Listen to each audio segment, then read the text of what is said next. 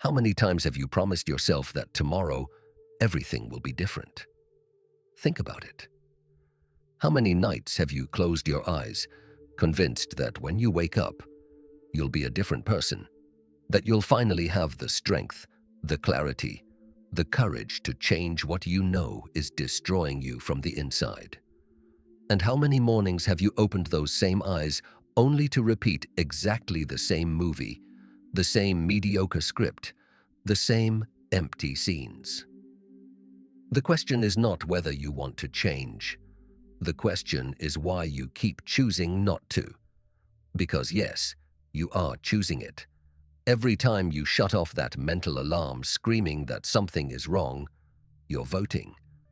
Every time you scroll through content that gives you nothing while ignoring that uncomfortable conversation you should be having, you're deciding. And the most brutal part of all this is that you already know it. You don't need me to tell you.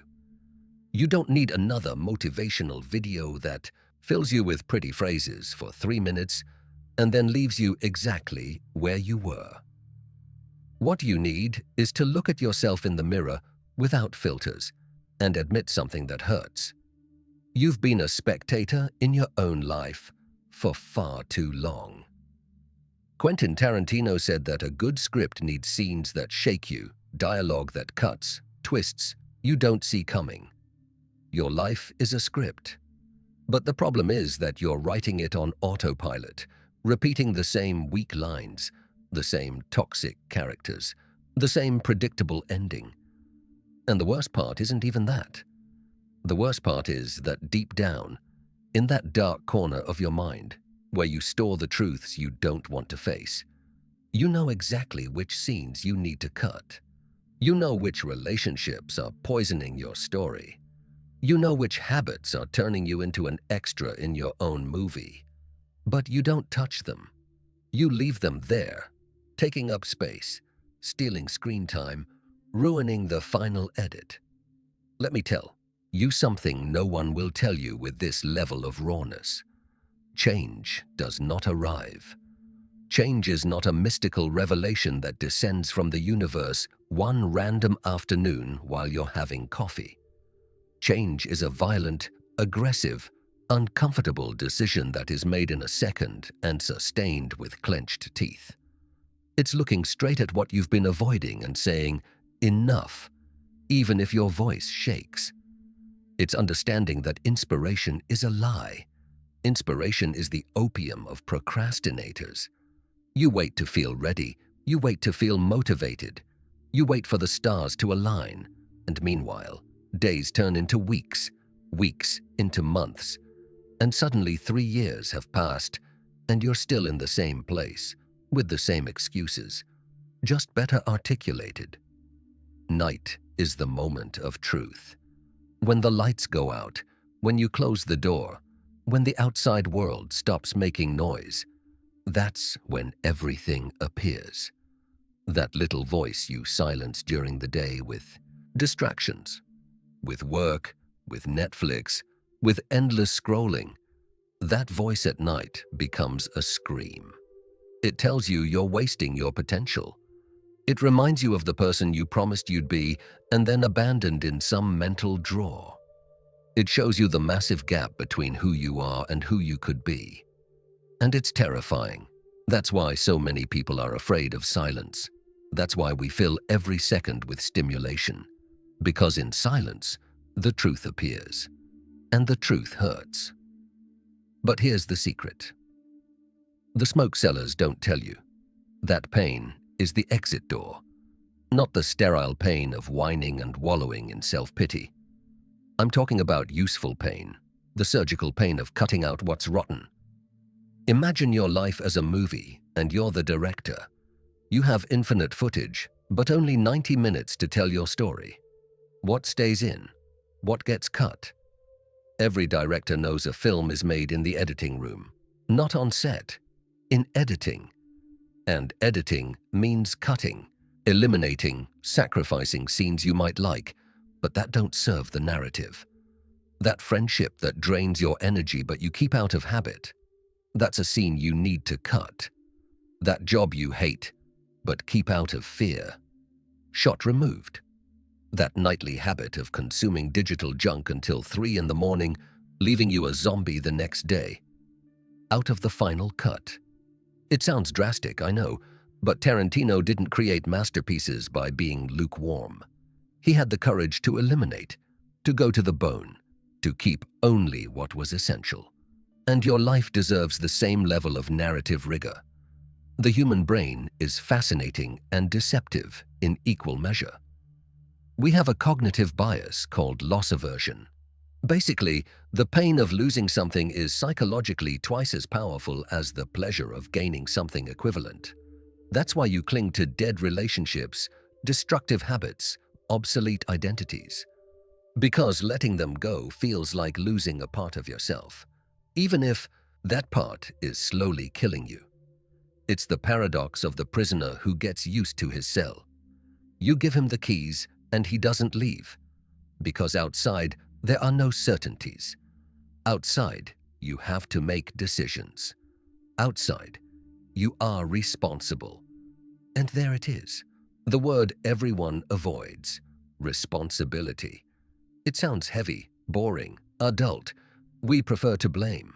Blame childhood, the economy, bad luck, circumstances. And yes, all of that matters. No one denies context plays a role. But there comes a moment when you have to choose. Do you want to be right, or do you want results? You can have a perfect catalog of valid excuses and still be drowning.